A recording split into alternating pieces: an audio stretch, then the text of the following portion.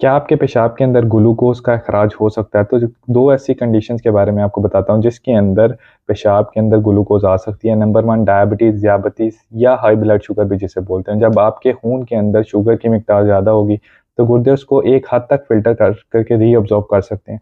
अगर उससे ज़्यादा मिकदार होगी तो वो पेशाब के रास्ते ग्लूकोज़ का अखराज होगा, जो कि यूरिन डिपस्टिक के ऊपर पॉज़िटिव आएगा या यूरिन टेस्ट के ऊपर ग्लूकोज़ 2+ या 3+ पॉज़िटिव लिखा आएगा। दूसरी कुछ ऐसी अद्वियात हैं जो कि डायबिटीज़, हार्ट फेलियर या किडनी डिजीज़ के पेशेंट्स के अंदर देते हैं, जो कि ग्लूकोज़ का अखराज यूरिन के थ्रू करके आपके खून के अंदर शुगर की मिकदार को कम रखती हैं, जैसे कि एम्पाग्लिफ्लोज़िन, ठीक है?